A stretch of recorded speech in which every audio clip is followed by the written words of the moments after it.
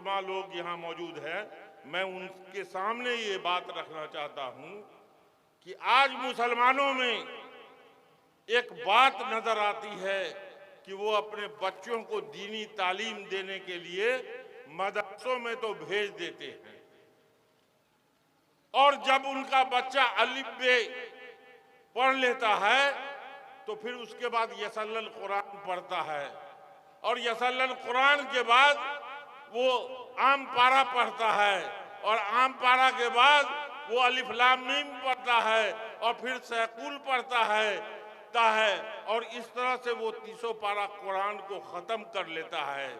मदरसे के लोग ये समझते हैं कि हमने एक बच्चे को आलिम दीन बना दिया, हाफिज कुरान बना दिया, तो उसको कुरान ख़त्म करा दिया। गार्जियन भी ये समझता है कि हमने अपने बच्चों को कुरान पढ़ा दिया, मगर अफसोस है कि वो बच्चा कुरान क्या पढ़ता है।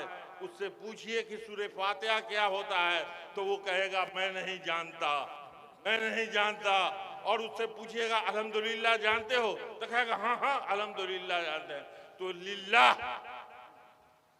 आप बच्चों को अरबी मानी के साथ पढ़ाइए। अंग्रेजी अगर पढ़ाते हैं तो ए पढ़ाते हैं तो कहते हैं ए फॉर एप्पल।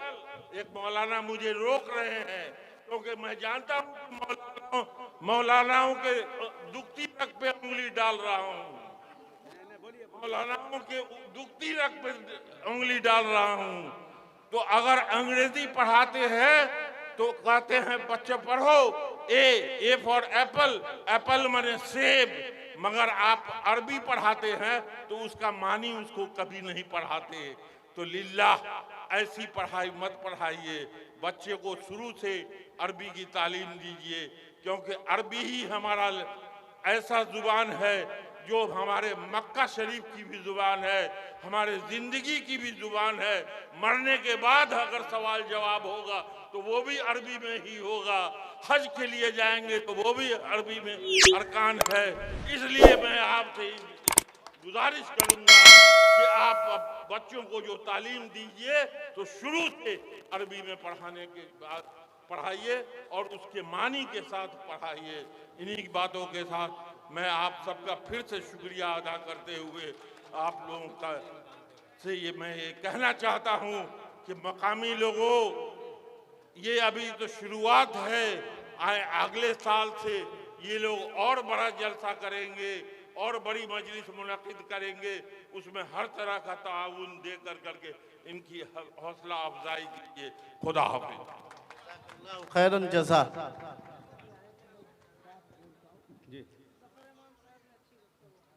जफर इमाम साहब के बाद मैंने देखा, इससे पहले चंद हमारे गैर ये आए थे। मैं उनको बताना चाहता हूँ कि हम एक बाप और एक माँ के औलाद हैं।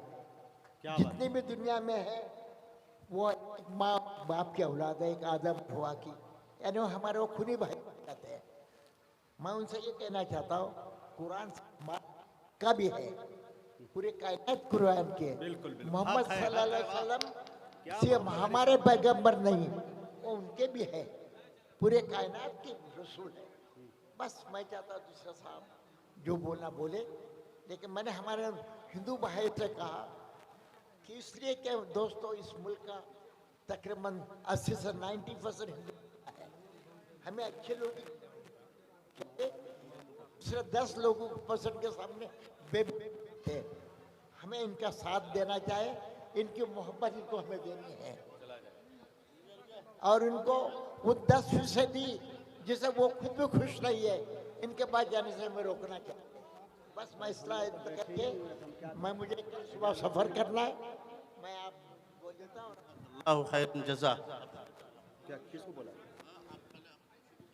शायर को बोला?